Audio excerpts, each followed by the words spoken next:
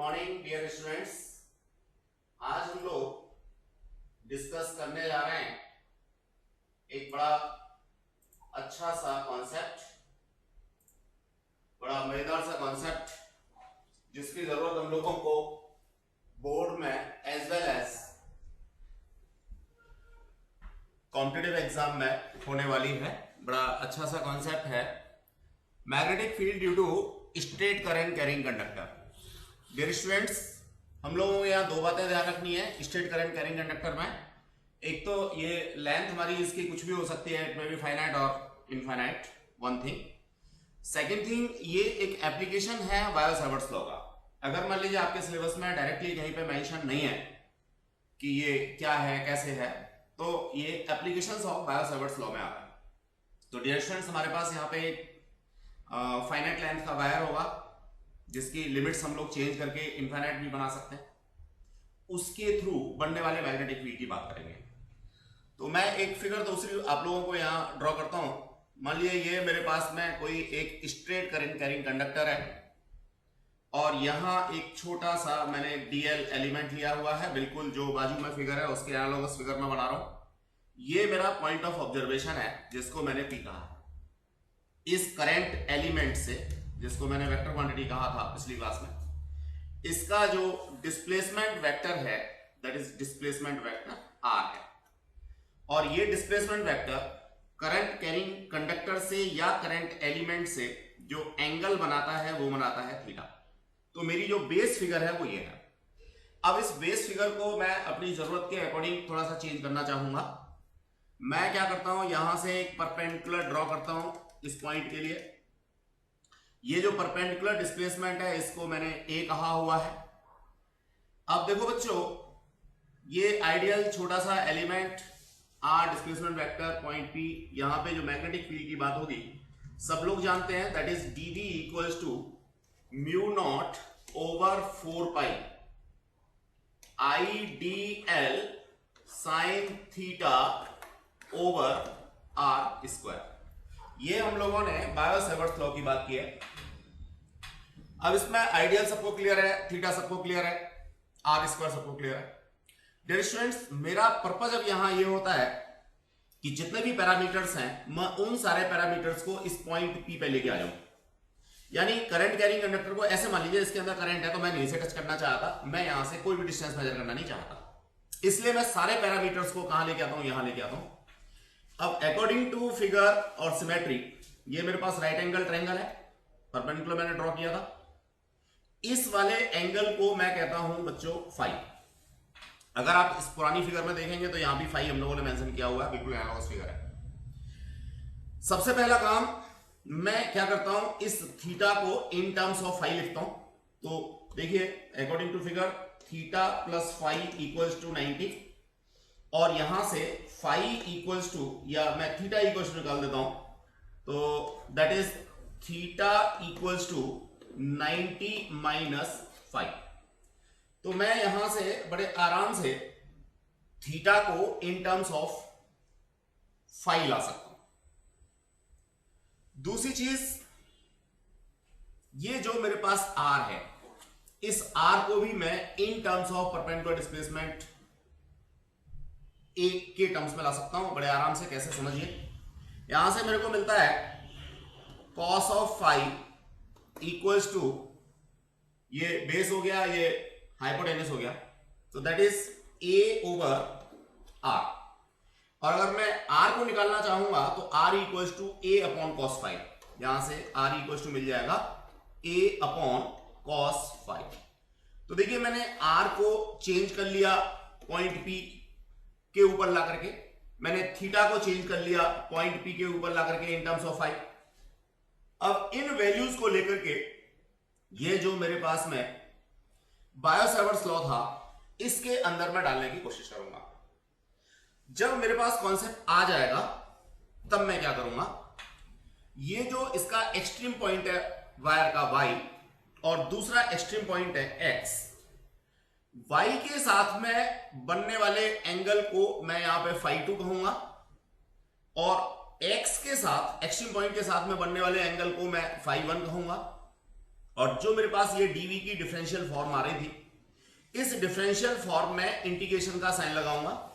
Limits मेरे पास हो जाएंगी फाई 1 से लेकर के फाई 2। ध्यान रहे बच्चों, मेरा जो बेस लाइन है वो ये वाला है।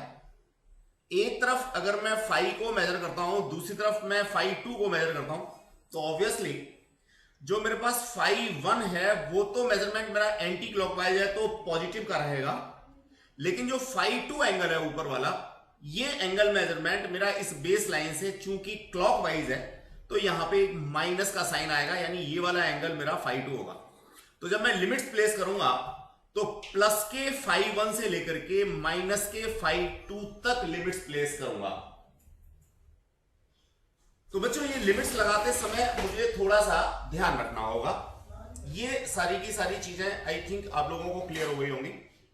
अब मैं आगे बढ़ता हूं बच्चों, मैंने क्या किया, कैसे किया, उन चीजों को सबको एक्सप्लेन करता हूं, फिर दोबारा से रिवाइज कर देता हूं। मेरे को आर को इन टर्म्स ऑफ ए लेके आना है, आर को इन टर्म्स ऑफ ए लेके आना है, एंगल थीटा को मेरे को इन टर्म्स ऑफ फाई लेके आना है, इनकी वैल्यूज को मेरे को प्लेस करना है इसके अंदर। जरा देखते हैं आगे क्या होगा है, एग्जाम में कैसे लिखना है आप लोगों को, ये जरा समझने की कोशिश करते हैं। देखें डियर स्टूडेंट्स, सबसे पहले वही चीज मैं समझाने की कोशिश करता हूं आपको। मैंने theta plus phi equals to 90 degree लिखा। फिगर की दिक्कत होती है, अगेन यहां एक रफ फिगर मैं बना देता हूं। ये मेरे पास में था, यहाँ पे थीटा था, यहाँ पे फाई था, यहाँ पे ए था, यहाँ पे आर था, ये पॉइंट ऑफ ऑब्जर्वेशन था, ये मेरे पास में आईडीएल था, करंट की डायरेक्शन ये ऊपर थी। तो मैंने इस फिगर से देखा थीटा प्लस फाई 90 डिग्री, यहां से थीटा को मैंने सेपरेट किया, साइन थीटा की वैल्यू मैं प्लेस करता हूं तो ये कॉस फाई के टर्म्स में आ गई। क्यों? क्योंकि मेरे को आइडियल साइन थीटा के अंदर साइन थीटा चाहिए था, तो मैंने साइन थीटा को यहां in terms of cos phi निकाल दिया। दूसरी तरफ आर और ए के बीच में जो रिलेशनशिप है उसके लिए मैंने cos phi equals to A upon r डाला, r equals to A upon cos phi आ गया। रेसिप्रोकल में तो मैं इसको ए सेक फाई भी लिख सकता हूं। तीसरी बात, मुझे ये जो डीएल एलिमेंट है, ये डीएल एलिमेंट की भी जरूरत पड़ेगी। तो देखिए मैं डीएल एलिमेंट को भी उसी फाई के टर्म्स में लाने की कोशिश करता हूं। तो उस फिगर से मैं देखता हूं tan phi equals to l upon a है, या यहां से जो एल है वो a tan फाई के बराबर है। जब मैं इसको डिफरेंशिएट करूंगा तो डिफरेंशिएट करने पे मिल जाएगा मेरे को dl इक्वल्स टू a। बच्चों सबको पता होगा tan फाई का जो डिफरेंशिएशन होता है वो होता है sec स्क्वायर फाई। अब चूंकि मैं इसको इन टर्म्स ऑफ फाई कर रहा हूं तो दैट इज डी फाई। इस तरह से dl की वैल्यू मेरे पास ये आ गई, r की वैल्यू मेरे पास ये आ गई, और cos फाई मेरे को ये मिल गया किसकी जगह पे, साइन थीटा की जगह पे। अब एक वैल्यू ये, दूसरी वैल्यू ये और तीसरी वैल्यू ये, इन तीनों को लेकर के मैंने कहां प्लेस किया है, मैंने प्लेस किया है dv equals to I D L sine theta over R square के अंदर। dl को भी चेंज किया है, साइन थीटा को भी चेंज किया है और आर स्क्वायर को भी चेंज किया है। ये तीनों वैल्यूज मैंने आपको निकाल के दिखा रखी हैं। इनको जैसे ही मैं डालूंगा तो मेरे को मेरा जो रिक्वायर्ड आंसर है वो मिल जाएगा। ये फिलॉसफी है बच्चों, देखिए ये आ गया। ये तीनों की तीनों वैल्यूज मैंने प्लेस की और तीनों वैल्यूज को प्लेस करके मेरे को ये कॉन्सेप्ट मिल गया, dv equals to mu naught over 4 pi that is constant I dl। dl की जगह पे मैंने ये डाल दिया, जो साइन थीटा था उसकी जगह पे कॉस फाई डाल दिया, और नीचे आर स्क्वायर था तो आर स्क्वायर में मैंने आर की वैल्यू ए सेक फाई डाली, उसको स्क्वायर किया तो ये आ गया। इस तरह से जो भी मेरा कटता पिटता है मैं उसको काट पीट करके ये वाला फाइनल फॉर्मूला लेकर के आ जाता हूं। अगेन बच्चों ध्यान रहे, ये मेरे पास डीवी का कॉन्सेप्ट आया है, न कि बी का। अब अगर मेरे को इसको बी के टर्म्स में लाना है, नेट मैग्नेटिक फील्ड निकालना है, तो मैं क्या करूंगा, डीबी का इंटीग्रेशन करूंगा। ये हो जाएगा डीबी का इंटीग्रेशन कहां से कहां तक, mu naught I over 4 pi A cos phi D phi. अब चूंकि ये फाई के टर्म्स में डिफरेंशिएशन है तो मेरे को यहां लिमिट्स डालनी होंगी, क्या, माइनस फाई 1 से लेकर के और प्लस का फाई 2 तक। दैट इज द कॉन्सेप्ट और नॉट। फाई 1 और फाई 2 मेरे माइनस प्लस के क्यों हैं, ये बात आई थिंक आप लोगों को समझ में आ गई होगी, मैं पहले ही आपको बता चुका हूं। अब बच्चों जहां तक डायरेक्शन की बात है, तो देखिए डायरेक्शन के लिए अगेन मेरे को राइट हैंड थंब रूल लेना है। राइट हैंड थंब रूल की बात करेंगे तो ये मान लीजिए मेरे पास करंट कैरिंग कंडक्टर था। सबसे पहले मैं एज यूजुअल रसगुल्ला खाऊंगा तो मेरे को राइट हैंड का पता लगेगा। राइट हैंड में मेरे को थंब जो है वो करंट की डायरेक्शन को शो करता है, और मेरा पॉइंट ऑफ ऑब्जर्वेशन सपोज यहां है, तो मैं इस राइट हैंड थंब रूल को इस तरीके से प्लेस करूंगा। इस तरह से मैग्नेटिक फील्ड की डायरेक्शन इस पर्टिकुलर प्लेस पे इनवर्ड मिल रही है, तो मैं क्रॉस का साइन लगाता हूं। यही पॉइंट ऑफ ऑब्जर्वेशन मान लीजिए मेरा इस साइड में होता, तो मेरे को राइट हैंड थंब रूल ऐसे लगाना होता। ऐसे लगाना होता तो देखिए बाहर की तरफ मैग्नेटिक फील्ड आ रहा है, तो मैं इसको डॉट लगाता किसके अंदर, एक सर्कल के अंदर। तो that is the concept regarding to dear students application of Biot Savart's law. इसी को मैं आगे बढ़ता हूं। लैंग्वेज मैंने यहां दे रखी है कि φ1 φ2 मेरे माइनस प्लस के क्यूब है, तो उसको आप लोग जरा एक बार ग्रेस करने की कोशिश करेंगे। मैं आगे इसको बढ़ा रहा हूं, दैट इज द कॉन्सेप्ट। ये यहां इंडिकेशन भी करके दिखा रखा है, इंडिकेशन मैं अभी आपको एक्सप्लेन करूंगा। 1 मिनट के लिए आप लोग इसको ग्रेस करें।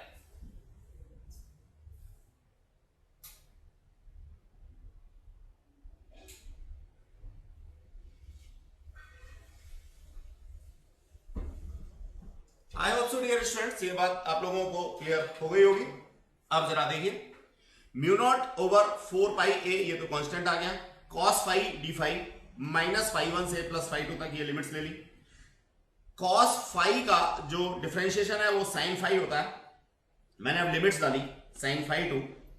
1 माइनस का साइन लिमिट डालते समय आता है, 1 माइनस का साइन, ये φ1 मेरा माइनस था इसलिए आया, तो यहां पे ये प्लस का आ गया बीच में साइन।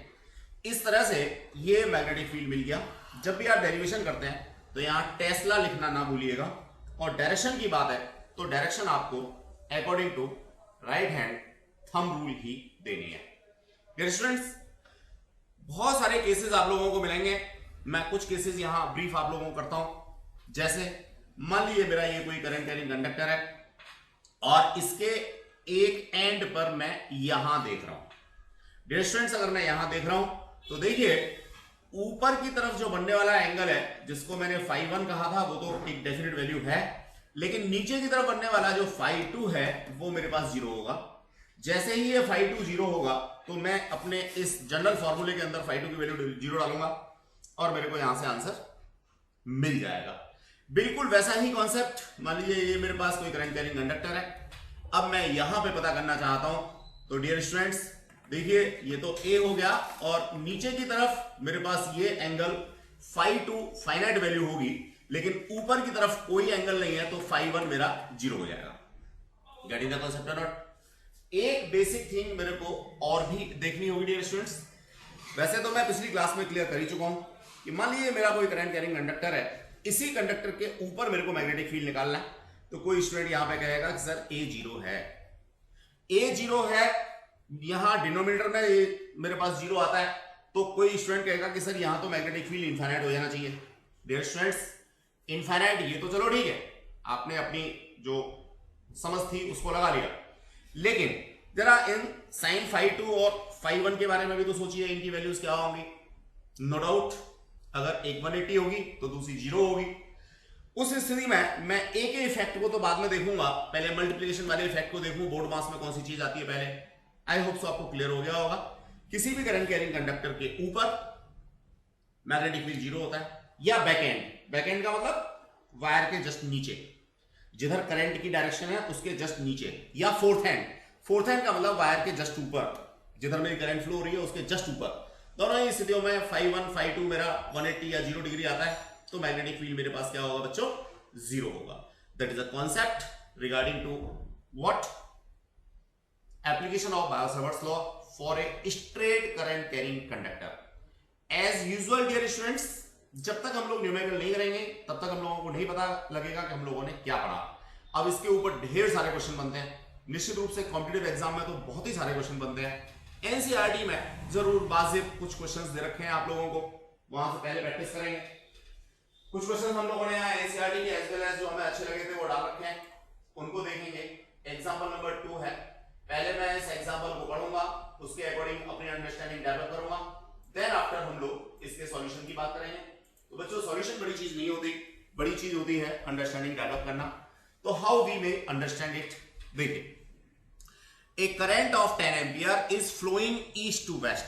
जब भी डायरेक्शन की बात हो, यहां कॉर्नर पे बना लो, क्या बना लो बच्चे, ये ईस्ट बना लो, ये वेस्ट बना लो, ये नॉर्थ बना लो, ये साउथ बना लो। तो ईस्ट से वेस्ट की तरफ जा रहा है, इसका मतलब आपके दिमाग में ये फिगर बन जानी चाहिए कि यहां पे कहीं ईस्ट है, यहां पे कहीं वेस्ट है, और इसमें से 10 एम्पियर की करंट फ्लो हो रही है। हॉरिजॉन्टल है, find the magnetic field in a horizontal plane at a distance of 10 centimetre north. अब देखिए नॉर्थ मेरा ऊपर है, तो यहां से 10 सेंटीमीटर, ये 10 सेंटीमीटर है, इस जगह पे मेरे को मैग्नेटिक फील्ड चाहिए। पहला पार्ट ये कहता है। दूसरे पार्ट की बात करें, 20 centimetre south from the wire, यानी वायर का साउथ यहां पे कहीं होगा, 20 सेंटीमीटर की बात होगी, इस जगह पे मेरे को मैग्नेटिक फील्ड चाहिए। Vertical plane at the distance of. चलिए आगे की बात आगे करेंगे, दो पार्ट हम लोग देख लेते हैं। बच्चों बड़ा नॉर्मल सा कॉन्सेप्ट है, सब लोगों के पास में एक जनरल फॉर्मूला है। क्या, यहां पे लॉन्ग वायर है, इसका मतलब आप लोगों को इनफाइनाइट वायर वाला कॉन्सेप्ट ही लेना पड़ेगा। पहले मैं एक स्पेशल केस इनफाइनाइट वायर का डिस्कस करना चाहूंगा। मान लीजिए ये अभी आप लोगों ने निकाला था, यहां पे पॉइंट ऑफ ऑब्जर्वेशन था, ये आप लोगों का परपेंडिकुलर डिस्प्लेसमेंट ए था जिसको कहा था, ऊपर आप लोगों ने φ1 कहा, नीचे आपने φ2 कहा। मान लीजिए ये वायर इनफाइनाइट हो जाए दोनों ही साइडों में, तो ये वाला एंगल बढ़ता जाएगा बढ़ता जाएगा, बच्चों बढ़ के कहां पहुंच सकता है, मैक्सिमम 90 डिग्री पे पहुंच सकता है। इसी तरह से नीचे ये बढ़ता चला गया, ये एंगल बढ़ता जाएगा कहां तक पहुंच सकता है, मैक्सिमम 90 डिग्री पे पहुंच सकता है। मेरा जो फॉर्मूला है वो क्या बन जाएगा, वो बन जाएगा μ0/4π। साथ में यहां जो मेरे पास आ रहा था sin φ1 प्लस sin φ2, तो देखो बच्चों दोनों ही जगह पे मेरे पास यहां होगा sin 90 प्लस sin 90। इस तरह से ये वैल्यू 1, ये वैल्यू 1, तो यहां एक 2 का फैक्टर आ जाएगा। बाकी सारी चीजें जो भी कुछ आपके पास यहां पे भी फॉर्मूले के अंदर थी, आप रिकॉल कीजिए, मैं जानबूझ के नहीं लिख रहा, याद कीजिए कि क्या था फॉर्मूला। तो उस फॉर्मूले में ये वाला ब्रैकेट हमारा हट जाएगा डियर स्टूडेंट्स, और इसकी जगह पे यहां पे क्या आ जाएगा, 2 आ जाएगा। किसके लिए, infinite straight current carrying conductor के लिए। अगर वो वायर की लेंथ नहीं दे रहा, तो ये अंडरस्टूड है कि उसका जो वायर है वो इनफाइनाइट लेंथ का है। चलिए तो बच्चों ये फॉर्मूला यूज करेंगे हम लोग और निकालेंगे। अब मैं बात करना चाहूंगा डायरेक्शन के बारे में। तो right hand thumb rule again मेरे को लगाना है, और डायरेक्शन की बात मेरे को करनी है बच्चों। करते हैं, देखिए कैसे होगी। ये जो नॉर्थ में यहां पे मेरे को निकालना है डायरेक्शन, तो again right hand thumb rule लगाऊंगा। क्या करूंगा, सबसे पहले रसगुल्ला खाऊंगा, थंब को ऐसे दिखाऊंगा। अब जो पॉइंट ऑफ ऑब्जर्वेशन है उसके ऊपर ये गट्टे लगाऊंगा। करंट की डायरेक्शन में मेरे को ये अपना थंब रखना होगा, दैट इज लाइक। तो बच्चों जो नॉर्थ की तरफ मेरा पॉइंट ऑफ ऑब्जर्वेशन है, पहला पार्ट है, उसमें मेरा मैग्नेटिक फील्ड इनवर्ड होगा। अब इनवर्ड देखो तो ना तो वो ईस्ट है, ना तो वेस्ट है, ना तो नॉर्थ है, ना तो वो साउथ है, वो तो इनवर्ड ही है। तो जो भी मेरे पास सरफेस है उसके परपेंडिकुलर इनवर्ड में कहूंगा और क्रॉस का साइन लगा दूंगा, या माइनस का एन कैप कहूंगा। इसी तरह से जब मेरा पॉइंट ऑफ ऑब्जर्वेशन नीचे आएगा तो मेरे को ये जो गट्टे हैं ये पॉइंट ऑफ ऑब्जर्वेशन पे रखने होंगे, थंब करंट की डायरेक्शन में रखना होगा, like that. I will place like that. यहां पे अगर देखूंगा तो ये मेरे पास मैग्नेटिक फील्ड जो आएगा वो परपेंडिकुलर आउटवर्ड आएगा, तो मेरे को यहां पे क्या लगाना है बच्चों, डॉट लगाना है, या प्लस का एन कैप लिखना है। तो that will be the concept of direction. मुझे नहीं लगता आपको दिक्कत होगी। 10 एम्पियर एसआईयू सिस्टम में एज इट इज डाल दोगे। इसके बाद में जो आपका 10 सेंटीमीटर था, आप इसको 10 इंटू 10⁻⁻2 मीटर लिखोगे डियर स्टूडेंट्स। इसी तरह से 20 सेंटीमीटर था तो इसको 20 इंटू 10⁻⁻2 सेंटीमीटर लिखोगे। आई होप सो पूरी की पूरी जो फिलॉसफी है वो समझ में आ गई होगी, क्वेश्चन की कैसे करना है, क्या फॉर्मूला लगाना है। हर क्वेश्चन एक नई बात देगा, कभी भी क्वेश्चन के अंदर सीक्वेंस देखने की कोशिश मत करना। हर क्वेश्चन के अंदर एक नई बात होगी, जितने ज्यादा क्वेश्चन लगा लोगे उतना कॉन्सेप्ट आपका होगा। करिए ग्रैस्पिंग, आगे बढ़ते हैं, सॉल्यूशन देखते हैं। देखिए सिंपल सा कॉन्सेप्ट डाला, μ0I/2πr। देखो बच्चों यहाँ 4πr होता है, इसकी जगह पे ऊपर 2 को मैंने 2 से कैंसिल आउट किया या फॉर्मूले में कैंसिल आउट किया और आपका अपॉन में 2 आ गया। राइट हैंड थंब रूल से डायरेक्शन आपकी आ गई। इसी तरह से 20 सेंटीमीटर है, सेम फॉर्मूला आपने यूज करना है। ठीक, अब जो तीसरे वाला पार्ट था वो हमें दिखाई नहीं दे रहा था, वो तीसरे वाला पार्ट हम लोग यहां से देखने की कोशिश करेंगे। तीसरा वाला पार्ट क्या था डियर स्टूडेंट्स?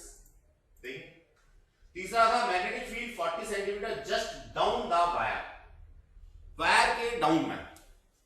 देखिए फिगर तो अभी भी वैसे ही बनेगी, फिगर तो अभी भी आप लोगों की वैसे ही बनेगी, बस डाउन का कॉन्सेप्ट समझ लीजिए। ये मान लीजिए आपके पास में वायर है, यहां पे ईस्ट है, यहां पे वेस्ट है।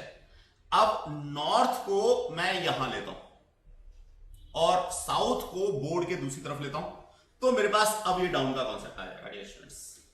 ठीक है, फॉर्मूले में थोड़ा सा चेंज करना होगा। क्या? जो आर है मेरे पास वो 40 सेंटीमीटर डालना होगा। दूसरा, मेरे को डायरेक्शन का फंडा देखना होगा। अब नॉर्थ मेरा यहां पे है, ठीक है, मैं इस जगह पे नीचे निकालता हूं तो देखिए मैग्नेटिक फील्ड ही आ गया। अब ये जो डायरेक्शन है मेरे फिंगर्स की, ये किधर है? नॉर्थ की तरफ है। तो फाइनल में मेरे को क्या देना होगा? नॉर्थ की तरफ देना होगा, सॉरी साउथ की तरफ देना होगा। कैसे समझिए, यहां पे ईस्ट है, यहां पे वेस्ट है, तो ऑब्वियसली पीछे की साइड में क्या होगा? नॉर्थ होगा, और बाहर की साइड में क्या होगा? साउथ होगा। तो मेरा मैग्नेटिक फील्ड कहां आ रहा था? बाहर आ रहा था, that will B point towards south. अगर इसमें कभी कोई दिक्कत हो डायरेक्शंस में, तो बच्चों एक काम करके देख लेंगे, क्या एक क्रॉस ले लेंगे। चाहे तो आपने अपनी फिंगर्स का क्रॉस ले लिया। अब देखिए इस फिंगर्स में सपोज ये वाली जो फिंगर है ये मेरी इधर ईस्ट को शो कर रही है, ये बाकी का हाथ वेस्ट को कर रहा है। ठीक है, तो ऑब्वियस है जिधर मेरी बाकी की बची हुई ये वाली फिंगर्स हैं ये नॉर्थ को शो करेंगी, और ये जो टिप है ये टिप साउथ को शो करेगी। सेम कॉन्सेप्ट आपको लगाना है। कभी जरूरत पड़ती है तो आप इसको ऐसे कर सकते हैं, क्योंकि हमेशा ईस्ट के एंटी क्लॉकवाइज 90 डिग्री पे नॉर्थ होगा। ये बात पहली क्लास में सबसे पहले क्लियर की थी, फिर क्लियर कर रहा है। सावधानी हटी, दुर्घटना घटी, नॉर्थ की जगह साउथ, साउथ की जगह नॉर्थ। हो सकता है अगर आप लोगों ने ध्यान से इसको नहीं किया तो। चलिए अब हम लोग आगे की बात करना चाहेंगे डियर स्टूडेंट्स।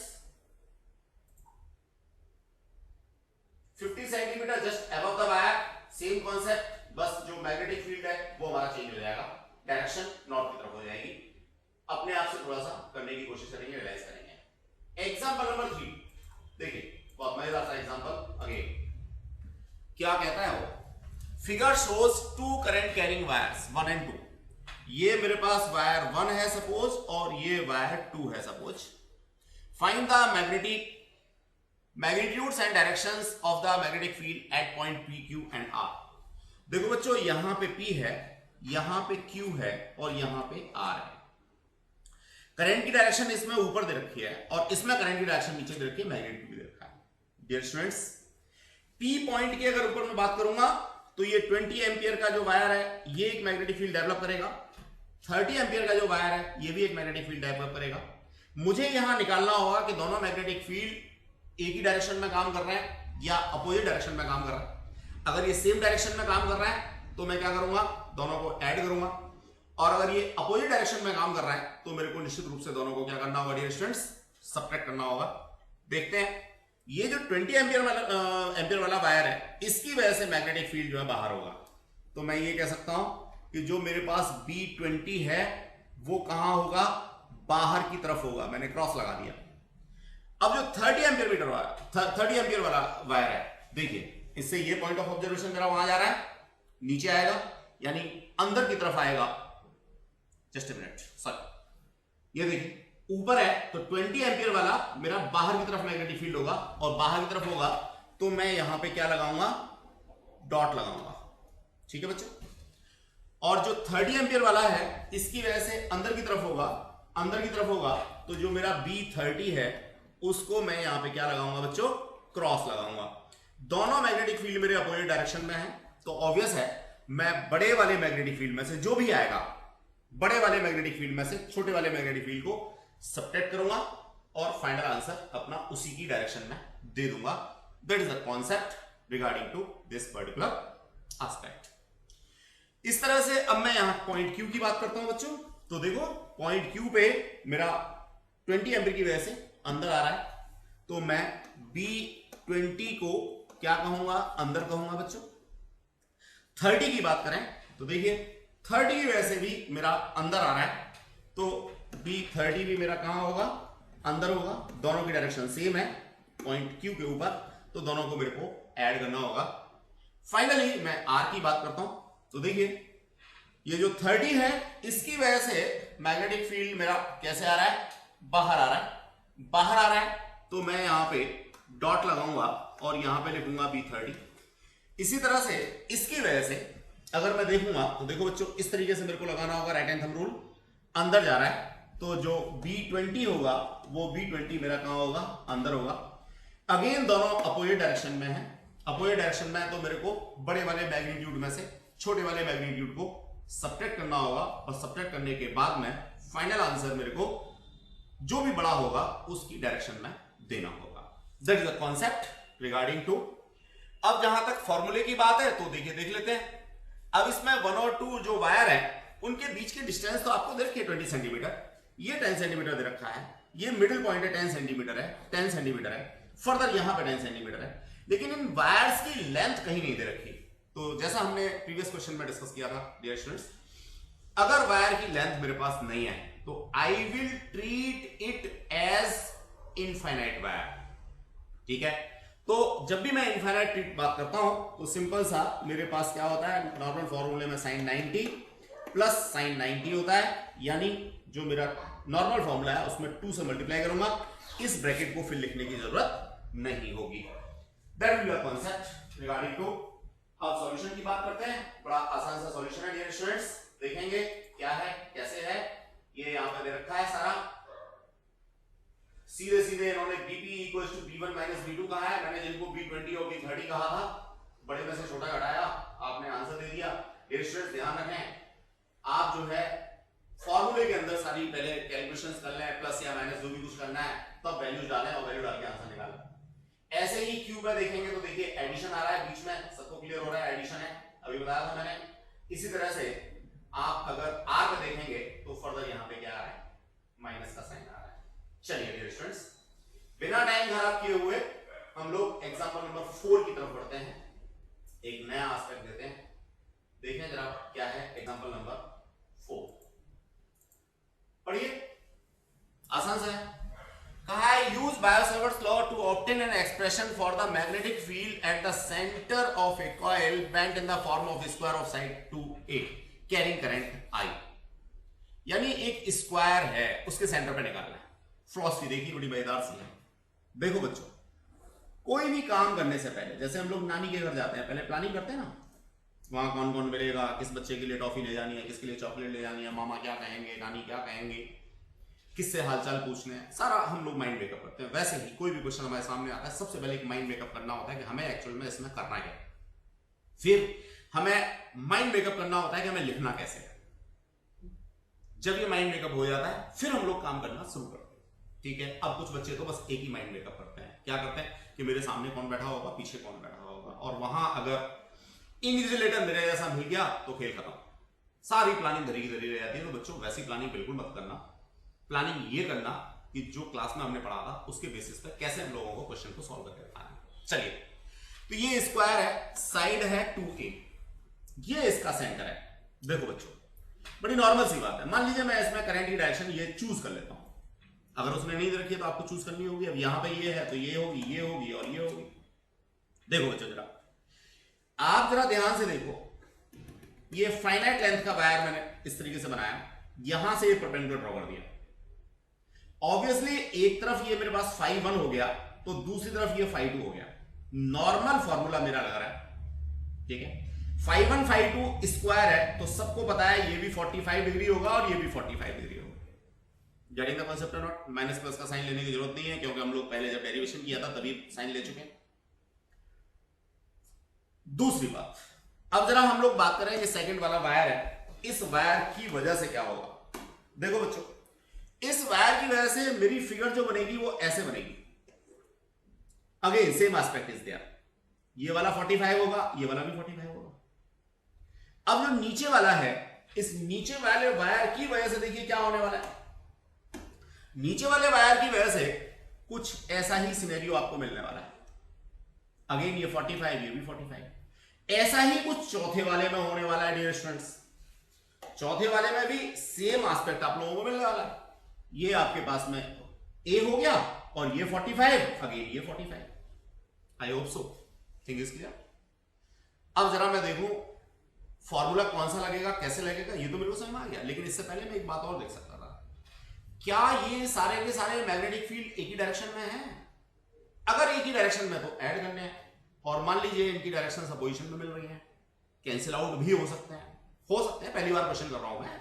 चलिए देखिए डायरेक्शन की बात करते हैं। राइट हैंड थंब रूल, बाहर की तरफ, बाहर की तरफ, बाहर की तरफ, और इस पर्टिकुलर फिगर के लिए चारों के चारों बाहर की तरफ। अब कोई भी होशियार बच्चा होगा क्या करेगा?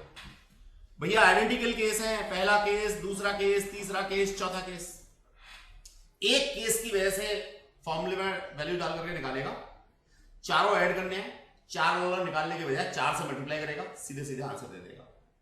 डायरेक्शन मैंने बता ही दिया, perpendicular outward from the surface. I hope so the thing is clear. मैं समझता हूं फिलॉसफी समझ में आ गई होगी। अब फॉर्मूले में वैल्यू डाल करके निकालना कोई बड़ा काम नहीं है, आप लोग कर सकते हैं। अगेन बच्चों ध्यान रहे, ये सारे नोट्स, सारे क्वेश्चंस सेलेक्टेड हैं, हर तरीके का कॉन्सेप्ट आप लोगों को मिल जाएगा।